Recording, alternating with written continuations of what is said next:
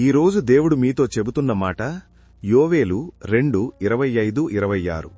మీరు కడుపార తిని తృప్తి పొంది మీ కొరకు వింత కార్యములను జరిగించిన మీ దేవుడైన యెహోవా నామమును స్తుతించునట్లు నేను పంపిన మిడతలను, గొంగళి పురుగులను, పసరు పురుగులను, చీడపురుగులను అను నా మహాసైన్యము తినివేసిన సంవత్సరముల పంటను మీకు మరలనెత్తును.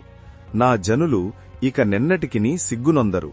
మిడతలు పంటను తినివేసినట్లుగా అప్పులు, మోసాలు, అనారోగ్యంతో లేదా వ్యాపార నష్టాలు మీ సంపాదనను హరించివేసి ఉండవచ్చు. కాని దేవుడు తిరిగి ఇచ్చెదను అని చెబుతున్నాడు. కొన్నిసార్లు అపార్థాలు లేదా విభేదాల వల్ల కుటుంబ సభ్యులకు దూరంగా గడిపిన సంవత్సరాలు ఉండవచ్చు. ఆ చేదు జ్ఞాపకాలను తుడిచివేసి తిరిగి సంతోషకరమైన కుటుంబ జీవితాన్ని దేవుడు మీకు అనుగ్రహించగలడు. మీ కన్నీళ్లకు బదులుగా రెట్టింపు సంతోషాన్ని, మీ అవమానమునకు బదులుగా ఘనతను ఆయన మీకు మనసు నిండా నెమ్మది, సమృద్ధి అనుగ్రహిస్తాడు. ఈ రోజు నుండి దేవుడు మీ జీవితంలో ఆశ్చర్యకార్యములు చేయబోతున్నాడు. ధైర్యంగా ఉండండి. ఈ రోజును ఒక కొత్త నిరీక్షణతో ప్రారంభించండి. ఆమెన్.